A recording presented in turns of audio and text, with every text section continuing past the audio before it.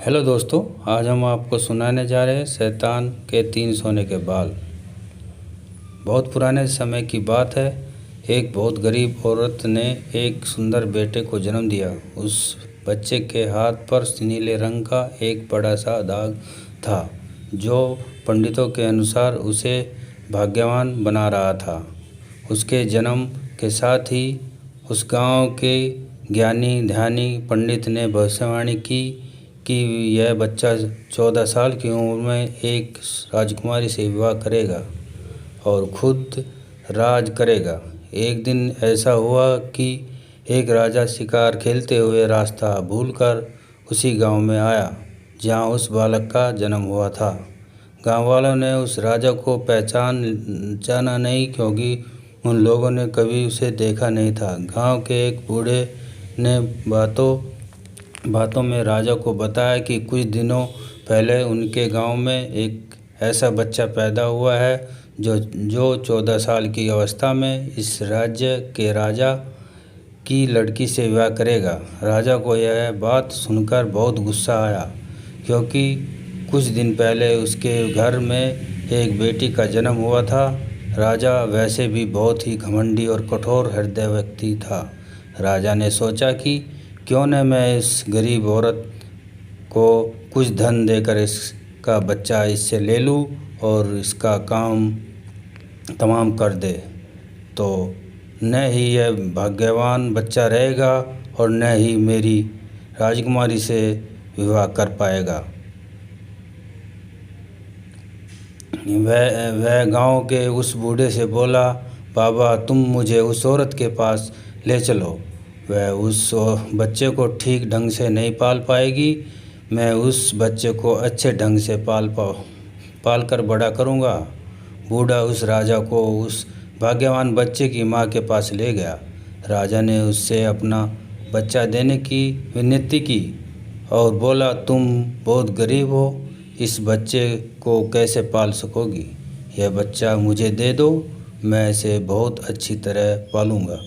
यह गरीब औरत उसे अपना बच्चा देने से इनकार करती ही रही। तब राजा ने उसे बहुत सा धन दिया और बोला, इस धन से तुम अपना पेट पालन और जब यह तुम्हारा भाग्यवान बेटा बड़ा हो जाएगा तो खुद ही तुम्हारे पास आ जाएगा। गरीब माँ ने सोचा, चूँकि यह बहुत ही भाग्यशाली बच्चा है, इसलिए यह अमीर आदमी से लेने मेरे घर पहुँचा है। शायद यही ईश्वर की इच्छा है। बहुत सोच विचार के बाद उस गरीब औरत ने अपना बच्चा राजा को दे दिया। राजा ने उस बच्चे के लिए एक लकड़ी का संदूक खरीदा और उस संदूक में डालकर बहते हुए पानी में छोड़ दिया। उसने सोचा कि दम घुटने से बच्चा इस संदूक के अंदर ही मर जाएगा।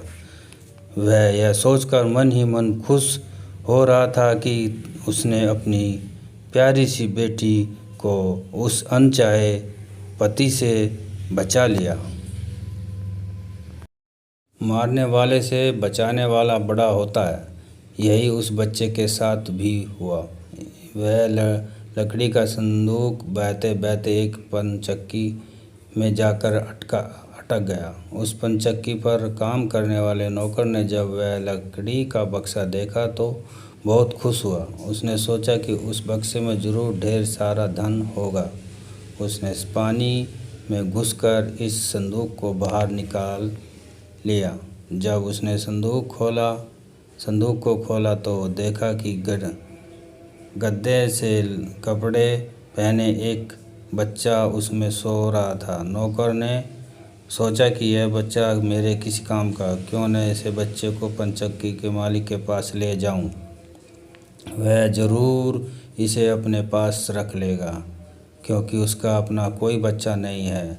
ऐसा सोचकर वह नौकर उस बच्चे को अपने मालिक के पास ले गया। पनचक्की का मालिक उस बच्चे को देखकर बहुत खुश हुआ। उसने सोचा कि शायद ईश्वर ने उसकी पत्नी की प्रार्थना सुन ली और इस बच्चे को उसके पास भेज दिया।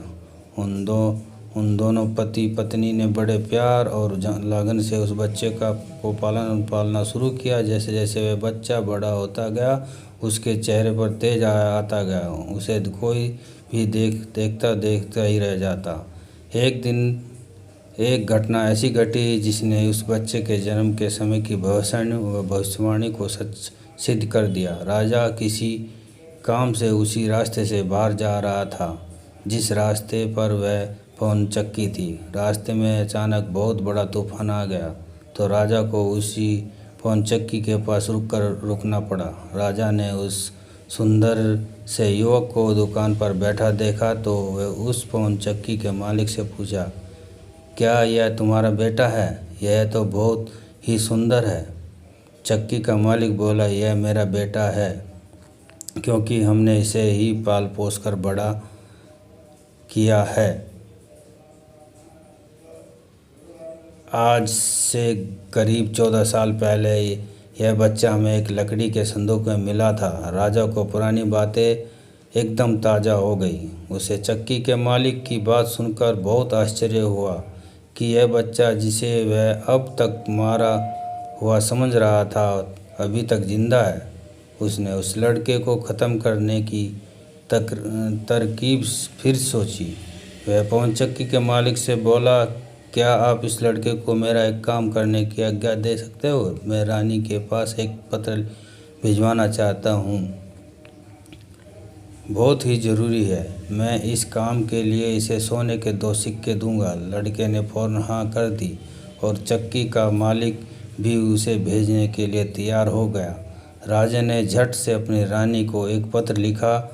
उसने लिखा, जैसे ही यह लड़का तुम्हारे पास मेरा यह पत्र लेकर पहुँचे तुम इसे मरवा देना और महल से दूर दफना भी देना।